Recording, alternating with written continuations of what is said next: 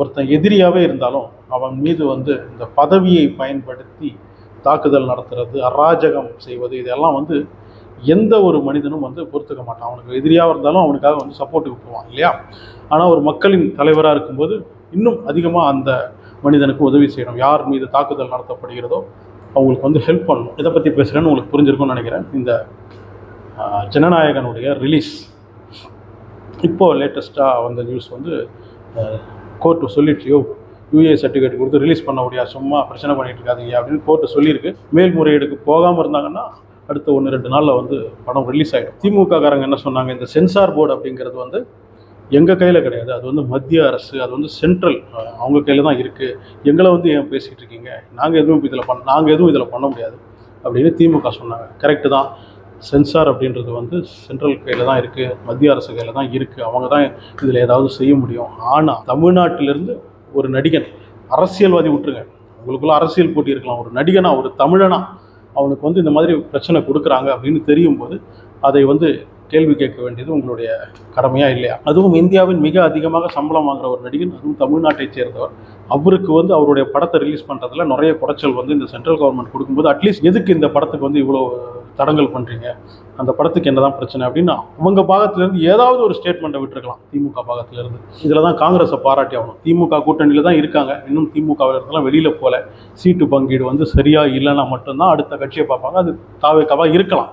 ஆனால் இப்போ வரைக்கும் திமுகவில் இருக்கும்போது ஒரு தனிப்பட்ட மனிதன் மீது அதிகாரத்தை பயன்படுத்தி தாக்குதல் நடத்தும்போது, ஒரு நடிகன் மீது தாக்குதல் நடத்தும்போது, அதுவும் அரசியலில் மோதாமல் வந்து ஒரு நடிகன் கிட்ட மோதுற இந்த அளவுக்கு அசிங்கமான ஒரு செயல் ஒரு அரசு செய்யும்போது, அதாவது இந்த தமிழ்நாட்டு அரசு சொல்லலாம், மத்திய அரசு செய்யும்போது அவங்களுக்கு எதிராக கேள்வி கேட்குறாங்க. அங்கே விஜய்க்கு சப்போர்ட்டாக காங்கிரஸ்காரங்க எல்லாருமே நிற்கிறாங்க.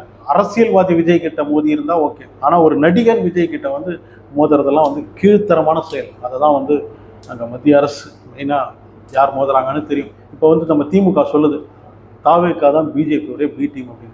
அப்போ அந்த பிஜேபியை இவங்களுக்கு வந்து குறைச்சல் கொடுக்கணும். நீங்கள் தான் சொல்கிறீங்களே சென்ட்ரல் கவர்மெண்ட் கிட்ட தான் வந்து சென்சார் போர்டு இருக்குது அப்படின்னு. தாவேக்கா வந்து பிஜேபியோடைய பி டீமாக இருந்ததுன்னா அவங்க நினச்சிருந்தா இந்த படத்தை ரிலீஸ் பண்ண விட்டுருக்கலாம். எல்லாத்தையுமே கையில் வச்சிருக்கிறவங்களுக்கு வந்து சென்சார் போர்டில் வந்து படத்தை விடுப்பா அப்படின்னு சொல்கிறது எவ்வளோ நேரம் ஆகும்? அப்போ உண்மையிலேயே பிஜேபியோடைய பி டீம் வந்து தாவேக்காவா இல்லைனா திமுகவா? ஆனால் இந்த மாதிரி ஒரு அநியாயம் வந்து ஒரு நடிகனுக்கு நடக்கும்போது, அதுவும் தமிழ்நாட்டில் இருக்கிற நடிகனுக்கு நடக்கும்போது திமுக அமைதியாக இருந்தது வந்து கண்டிப்பாக அவங்களுக்கும் பிஜேபிக்கும் ஏதோ ஒரு அண்டர் டீலிங் நடக்குது அப்படின்றத தான் காட்டுது. தைரியமாக காங்கிரஸ் வந்து இதை பற்றி பேசினாங்க பாருங்கள், அதுதான் கட்ஸு, அதை தான் செய்யணும்.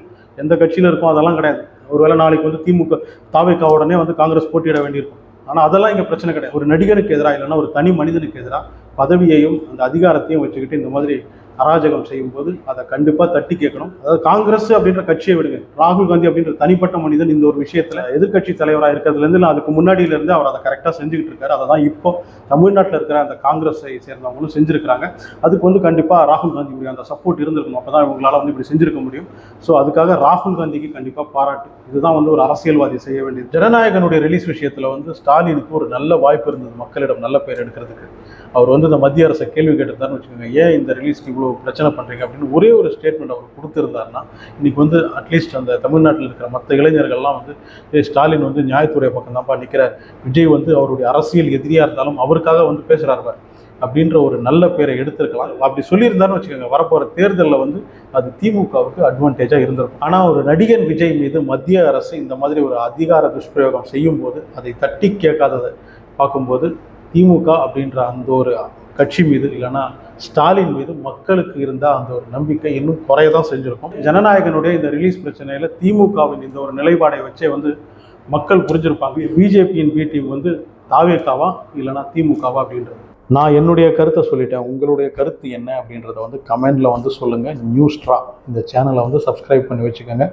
வீடியோ பிடிச்சிருந்ததுன்னா லைக் ஷேர்லாம் பண்ணுங்கள்.